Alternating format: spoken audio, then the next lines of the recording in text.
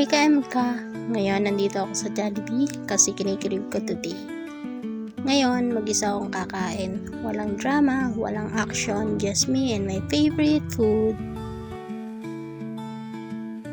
Habang tinatanggal ko ang mga in-order ko sa tray, naamoy ko pa lang, natatakam at nagugutom na agad ako.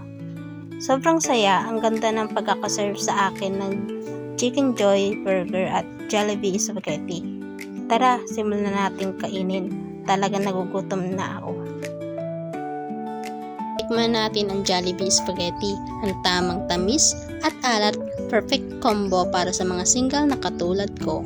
Alam nyo, minsan, mas masaya talagang kumain mag-isa. Walang pressure at pwede kang mag-enjoy sa bawat kagat. Simut sarap. May mga araw na ang pagkain ang nagiging comfort zone natin. Kahit andito ako sa Jollibee kasi ang bawat kagat ay parang yakap mula sa paborito kong pagkain.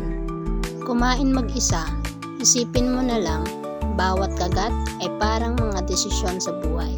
Minsan, kailangan mong mag-isa para malaman kung ano ang gusto mong talaga. Sabi nila single ako, pero tingnan nyo namang itong burger. Hindi ito nagreklamo, masaya akong kumakain ng burger kaysa sa mga drama na yan. Habang kumakain ako, parang ang saya-saya ko. Ang Jollibee Chicken Joy ay parang hugot sa buhay. Masarap, pero minsan kailangan mo rin ng gravy para mas maging maganda ang experience.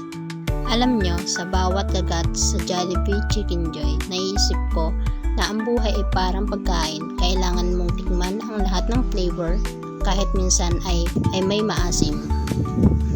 Alam nyo ba mga ka-MK? Malamang hindi pa.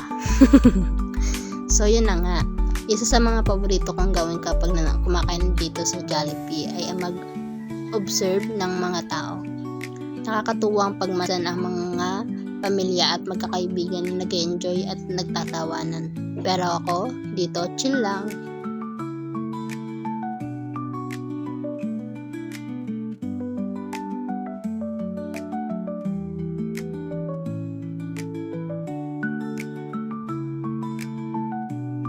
So ayan mga ka-MK, salamat sa pagsama sa akin sa aking Jollibee date.